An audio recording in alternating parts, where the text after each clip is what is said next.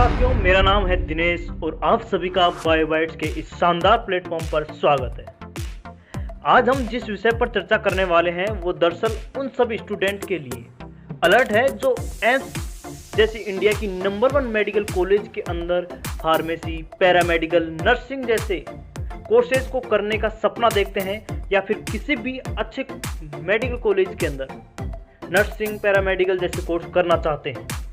और इस बात में भी कोई दो राय नहीं है कि इस वीडियो को बहुत कम लोग देखने वाले हैं। ऐसा इसलिए नहीं है कि उनके पास समय नहीं है, लेकिन वो खुद से मक्कारी करने की जो आदत पड़ चुकी है ना यार, वो आसानी से छूटने वाली नहीं है। ऐसे लोग खुद से झूठ बोलते हैं कि वो तैयारी कर रहे हैं, लेकिन हकीकत वो खुद भी जानते हैं कि वो कुछ नहीं कर रहे हैं, खुद से झूठ बोल रहे हैं, खुद के साथ मक्कारी कर रहे हैं, घर वालों का जो है पैसा वो वेस्ट कर रहे हैं। मुझे पता है बात कड़वी है, लेकिन सच है यार।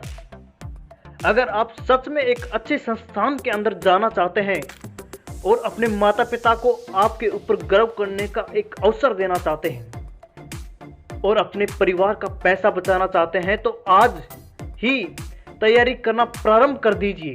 क्योंकि अगर आप एम्स के अंदर सेलेक्ट हो जाते हैं, अगर आप एम्स के अंदर सेलेक्ट हो जाते हैं किसी भी कोर्स के अंदर, तो आप वहां पर हाई क्वालिटी एजुकेशन, अरे एम्स से ज़्यादा क्वालिटी वाली एजुकेशन मेडिकल फील्ड में आपको कहाँ मिलेगी यार। और वो भी लो प्राइस के अंदर। आपको एम्स जो है कोई भी प्राइस चार्ज नहीं करता है। आप एम्स के अंदर कोई भी कोर्स करें, कोई भी डिप्लोमा करें, एम्स जो है आपको उस कोर्स के लिए जो पैसे है वो चार्ज बिल्कुल भी नहीं करता है।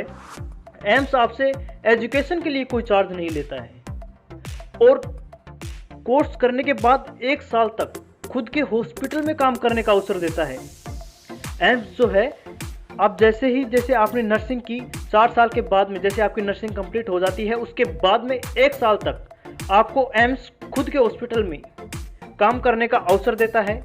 वहाँ आप जो है एक अच्छी सैलरी, जो नर्सिंग वालों की इनिशियल सैलरी होती है एम्स के अंदर, वो होती है 40,000। इतनी अच्छी सैलरी मिलेगी आपको और वहाँ पर आपके सीनियर के साथ आपको बहुत कुछ सीखने को मिलेगा, कोऑपरेट करने को मिलेगा, जो आपको ज़िंदगी भर बहुत ही काम आने वाला होता है।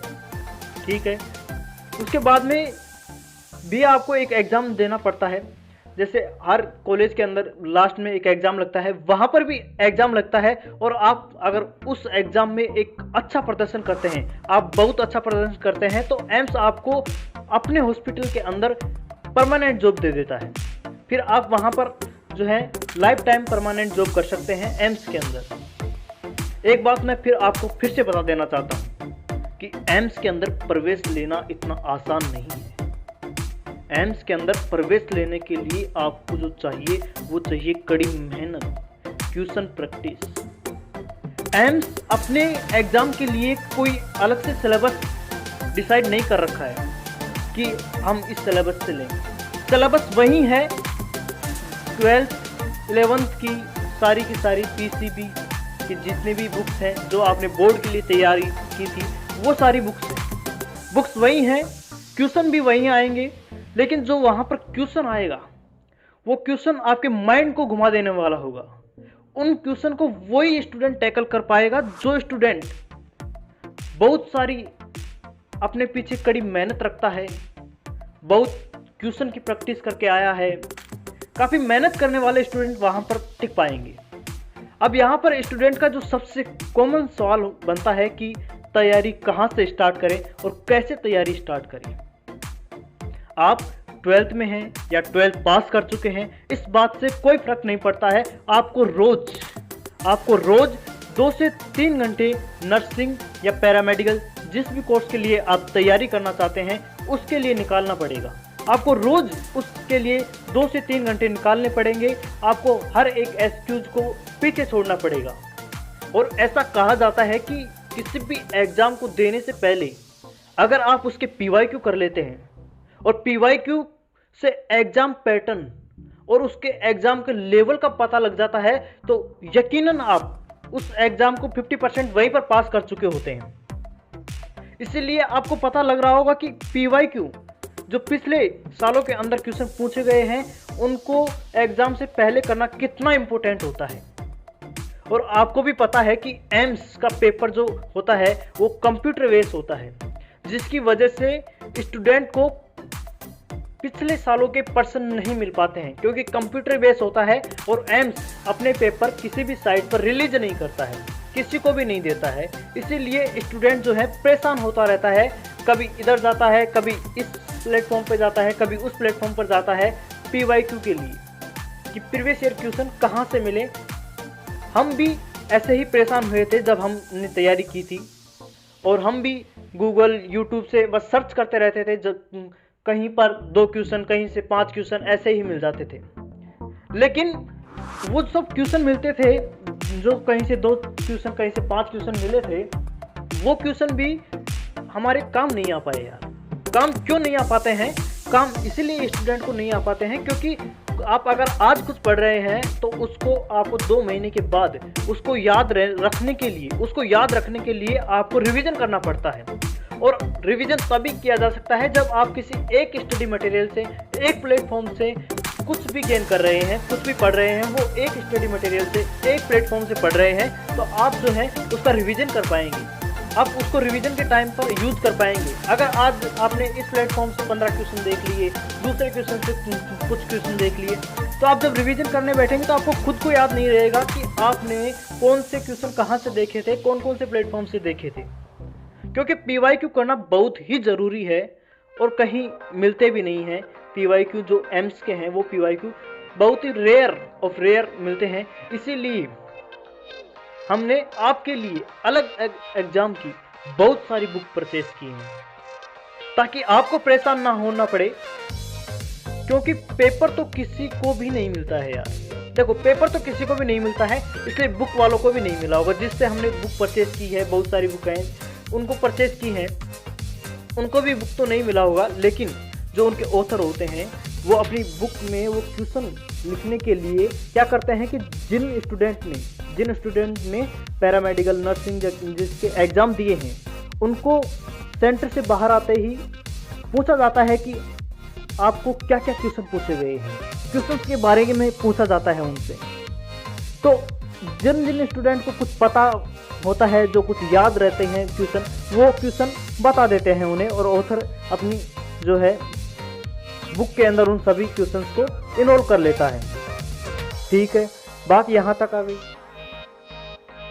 हम उन क्वेश्चन में से वो वाले क्वेश्चन जो इम्पोर्टेंट हैं और अगले साल आने की संभावना भी रखते हैं, ऐसे वाले क्वेश्चन जो है PYQ सीरीज के माध्यम से, PYQ सीरीज जो यूट्यूब पर चल रही है हमारी, PYQ सीरीज के माध्यम से आप तक विद एक्सप्लेनेशन लाने की पूरी प्रयास कर रहे हैं, ताकि आपको क्वेश्चन के साथ साथ उस कंसेप्ट भी क्लियर हो जाए।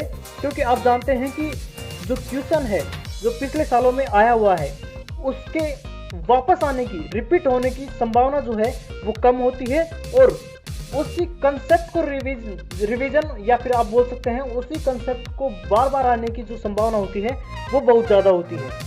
एक ही कंसेप्ट से देखा जाता है कि बहुत ज़्यादा क्वेश्चन पूछ लिए जाते हैं कि एक कंसेप्ट एक है, उससे ही पिछले साल भी पूछा गया था, 5 साल पहले भी उसी से पूछा गया क्वेश्चन पूछा गया था। दोस्तों, PYQ सीरीज का एक वीडियो मैंने अपलोड कर भी दिया है।